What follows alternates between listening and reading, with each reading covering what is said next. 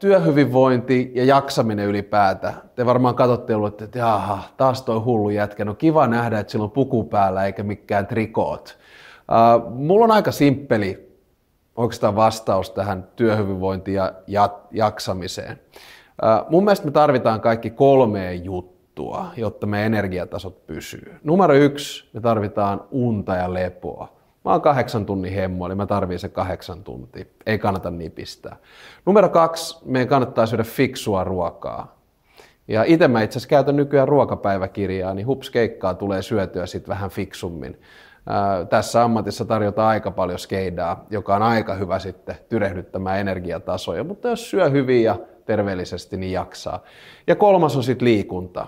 Ja nyt mä en puhu siitä, että sun tarvii niin kuin joka kerta vetää jotain hirveitä maksimitreenejä ja intervalleja, vaan ihan perus luomuliikunta riittää. Mun teesi on se, että 1 tunti liikuntaa antaa 2 tuntia energiaa jokaiseen päivään. Tarkoittaako tämä sitä, että jokainen päivä on täydellinen ja aina voidaan hyvin ja niin kuin Aleksin hymy on pelkkää Pepsodenttia ja taas mennä? Ei tietenkään.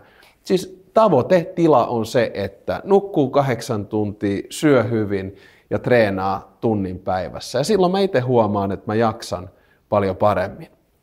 No sitten puhutaan paljon työhyvinvoinnista ja miten sen saisi. Tässä niin ehkä 2 asiaa. 1 on insentiivi. Eli musta joku Pekka Niska on ollut tosi fiksu, että tällaisten pienten urheilusuoritusten kautta tulee pientä bonaria ja vapaapäiviä ja tällaista.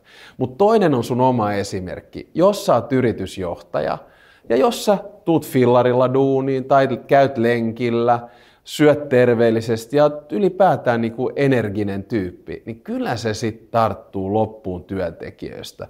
Viimeinen juttu, mitä ei kannata tehdä, on ruveta paasaamaan ja päspäröimään. Se on tää liiku ja tee ja syö ja niin edespäin. Se on loppupelissä ihan susta itsestä kiinni. Mä uskon, että ulkoasiainministeriö ja valtionhallinto saa musta paljon enemmän irti, koska mä pidän kunnostani suht koht hyvin huolta. Eli se on ihan win-win tilanne. Kävittekö te muuten aamulenkillä? Pitäkää hauskaa.